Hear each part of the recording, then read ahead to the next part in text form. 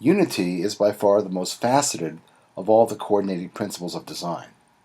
There are various ways and means for creating unity. Proximity, grouping, overlap, continuity, closure, containment, pattern, and grid. Unity, in and of itself, does not guarantee a successful composition. Like repetition, unrelieved unity can quickly create tedium and boredom. Unlike repetition, however, variety or variation can support a limitless number of interesting outcomes. Discover the most enticing interactions between unity and variation can easily become the passion of a lifetime. Repetition and variation are the cornerstones of rhythm. Let me repeat that again. Repetition and variation are the cornerstones of rhythm. Unity and rhythm are the cornerstone dynamics of visual form.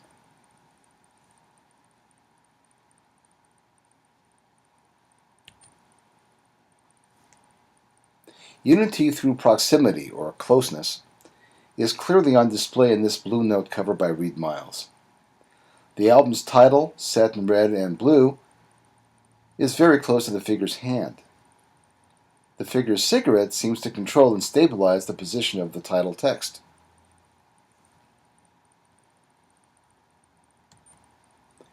In another Reed Miles design, the featured artist's name, set in red, is placed very close to the letter-form title, and is, in fact, staggered to accommodate a very tight fit. Unity by grouping is present in two levels. Let Freedom Ring is typeset very tightly to the point where the counter space, that's the negative space within and in between letters, is highly rhythmical. The artist's name is set tight enough to be felt as a whole entity instead of a bunch of individual letters eventually forming a word.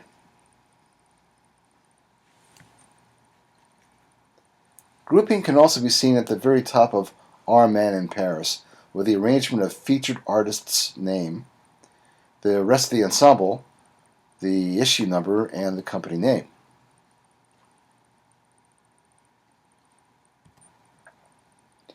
This assemblage is a clear example of grouping and repetition in the creation of unity.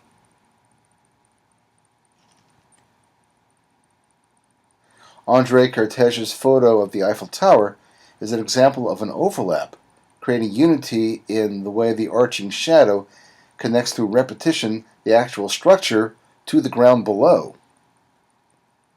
So in a sense, this shadow, this cast shadow, is sort of a transition from the structured arch onto these rectangular shapes on the ground.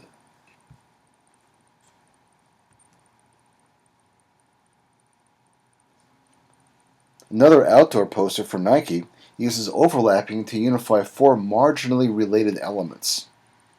Overlapping here creates quite a bit of unity.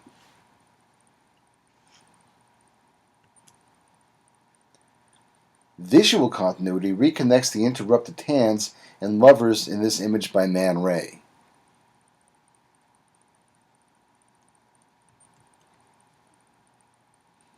Physical continuity unites the two outer panels with the phantom panel in the middle.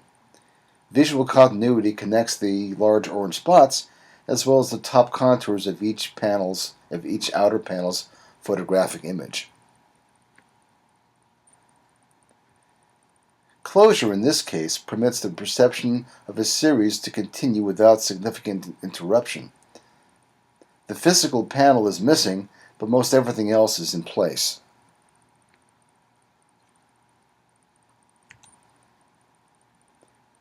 Closure permits the perception of a whole entity despite missing parts. A dotted line would be another example.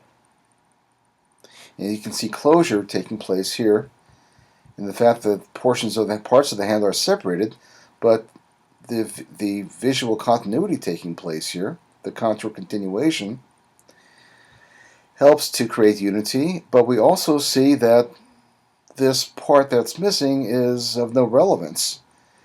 In fact, the ambiguity is fairly interesting. We still sense that there is an entire hand.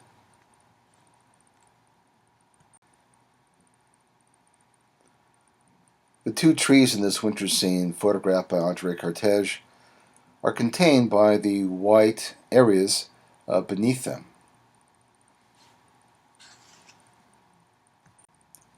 Margins generally act as containment devices, reinforcing unity for both the text body and the other visual elements as well. This powerful, engaging poster for the Hurricane Katrina poster project, designed by Laurie DiMartino, is a prime example of negative space acting as a containing device. This same poster serves as a rich example of the unifying nature of pattern in both the positive and negative areas.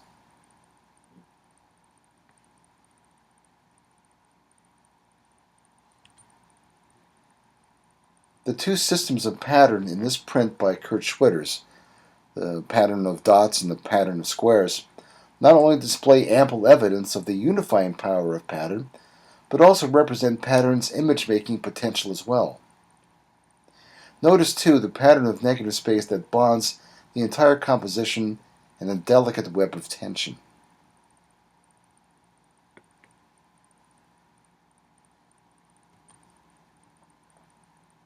In another variation on the theme of pattern, Kurt Schwitters dazzles again, this time with a looser construction of pattern systems. The negative space has emerged not merely as a unifying element, but as a pattern dynamically equal to any other pattern systems in this composition. This piece is highly rhythmical.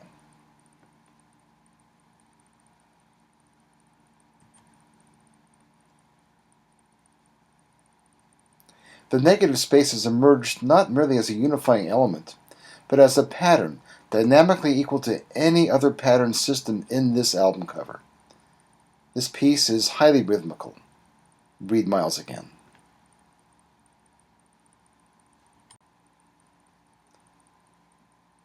Piet Mondrian's Broadway Boogie Woogie captures the true essence of a brightly lit, vibrant urban landscape. His use of pattern clearly creates an urban pulse. The patterns make the grid active. In response, the grid systematizes all the visual chatter that the pattern provides. This results in rhythm. Giving rhythm to visual chatter is an issue of finding the right mix between order and chaos. Each color has its own organization, its own pattern, its own rhythm. Notice the pattern of negative space. Very alive.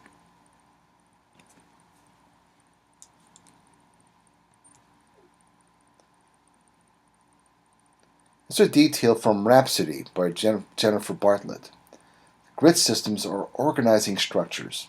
They encourage repetition, variation, rhythm, unity, and play.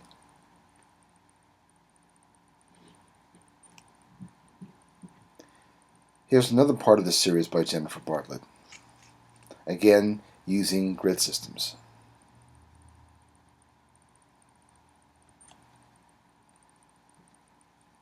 Publishers rely on grid systems.